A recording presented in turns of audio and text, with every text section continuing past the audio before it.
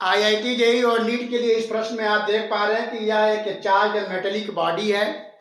क्योंकि charge metallic body है इसलिए यह इक्विपोटेंशियल सरफेस होगा, क्योंकि कोई भी चार्ज बॉडी को अगर कोई भी चार्ज दिया जाए, पॉजिटिव या नेगेटिव चार्ज दिया जाए, तो वो इक्विपोटेंशियल सरफेस होता है। जिस शेप का वो बॉडी है उसी शेप का इक्विपोटेंशियल सरफेस होगा। तो इसको प्लस क्यू चार्ज दिया गया है, इसलिए चार्ज प्लस इसके केवल सरफेस पे होगा, अंदर चार्ज बॉडी के नहीं होगा। क्योंकि ये मेटल है इसलिए मेटल के अंदर चार्ज नहीं रहता है, सारा चार्ज सरफेस पे चला आता है। बट इसका जो शेप है बाहर का, उस शेप के अनुसार इसके सरफेस पे चार्ज का डिस्ट्रीब्यूशन यानी चार्ज डेंसिटी होगा। तो यहाँ पर हम मेटल के अंदर इलेक्ट्रिक फील्ड जैसा कि आप जानते हैं 0 होता है, और वोल्टेज मेटेलिक बॉडी पे प्रत्येक पॉइंट पे सरफेस पर और अंदर हर जगह कांस्टेंट होगा। तो यहाँ पर वोल्टेज को कांस्टेंट दिखाया गया है। और ऐसे चार्ज मेटेलिक बॉडी में वोल्टेज जो होता है charge density into radius of curvature by epsilon not होता है, यानी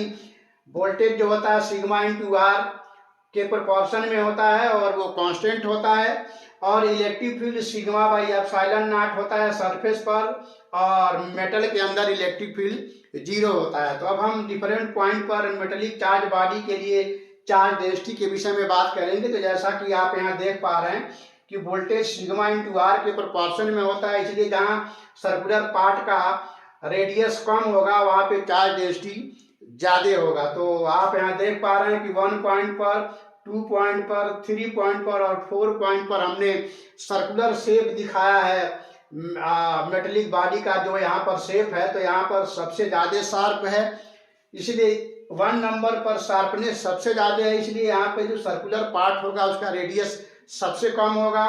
2 नंबर पे सर्कुलर पार्ट थोड़ा साइज में बड़ा है तो इसका रेडियस 1 नंबर से ज़्यादा होगा। 3 नंबर पे थोड़ा और ज़्यादा होगा, और 4 नंबर में थोड़ा स्मूथनेस ज़्यादा है, इसलिए इसका सर्कुलर शेप ज़्यादा होगा, इसलिए इसका रेडियस 1, 2, 3, 4 में इसका रेडियस 4 नंबर का सबसे ज़्यादा होगा। इस प्रकार आप यहाँ देख पा रहे हैं कि 1, 2, 3 और 4 पॉइंट पे जो सर्कुलर शेप है मेटेलिक चार्ज बॉडी का, उसका रेडियस क्रमशः R1 सबसे कम, फिर उससे ज्यादा R2 है, फिर उससे ज्यादा R3 और सबसे ज्यादा R4 है। और चूंकि वोल्टेज कांस्टेंट होता है चार्ज मेटेलिक बॉडी का प्रत्येक पॉइंट पर, इसलिए सिग्मा इंटू आर भी कांस्टेंट होगा, इसलिए जहां R कम है वहां पर सिग्मा ज्यादा होगा, इसलिए R1 जो है सबसे कम है, इसलिए चार्ज डेंसिटी 1 पॉइंट पर सबसे ज्यादा होगा। तो सिग्मा 1 सबसे ज्यादा होगा, फिर सिग्मा 2 उससे कम, सिग्मा 3 उससे कम और सिग्मा 4 सबसे कम होगा दिए हुए शेप में।